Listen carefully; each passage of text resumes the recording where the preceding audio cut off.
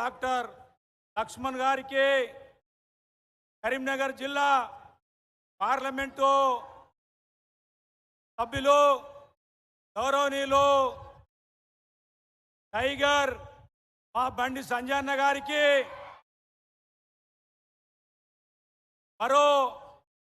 మరో ప్రత్యేకమైన tiger Nizamabad member of parliament గౌరవనీయులు పెద్దలు అరవింద్ గారికి, మరో ఎమ్మెల్యే ఫోరం నాయకులు గౌరవనీయులు పెద్దలు మహేశ్వర్ రెడ్డి గారికి, మరో ఎమ్మెల్యే గౌరవనీయులు పెద్దలు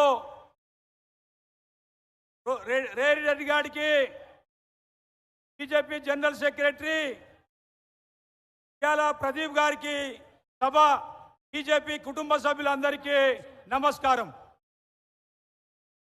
ఈరోజు మిత్రులారా, ఈ దేశం యొక్క పరిస్థితి చూసినట్టయితే ఈ దేశానికి ఉన్నటువంటి ప్రధానమంత్రి గారు మన భారతదేశానికే కాకుండా ప్రపంచ దేశానికే ఒక ఆదర్శమైనటువంటి నాయకులు ఈ మన భారత ప్రధాని.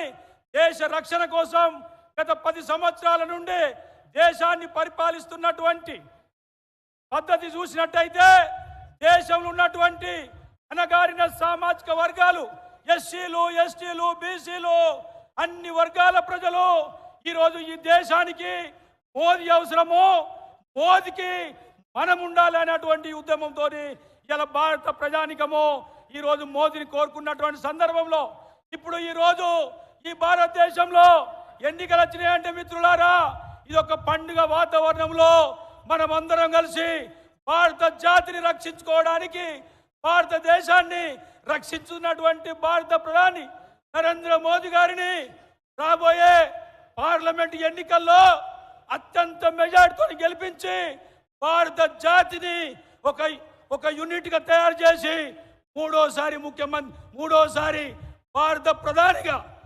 చేసుకోవాల్సిన అవసరం ఉంది మిత్రులారా.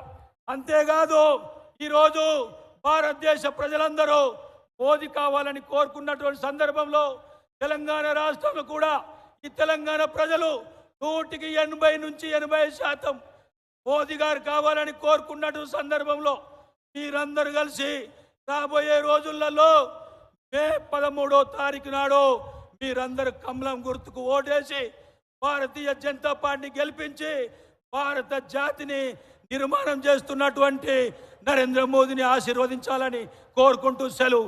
జై శ్రీరామ్, జై శ్రీరామ్. ధన్యవాదాలన్నా.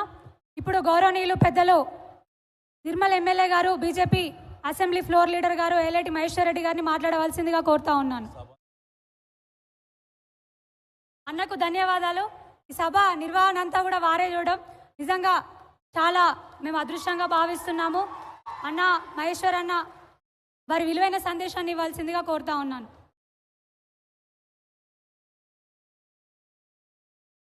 భారత్ మాతా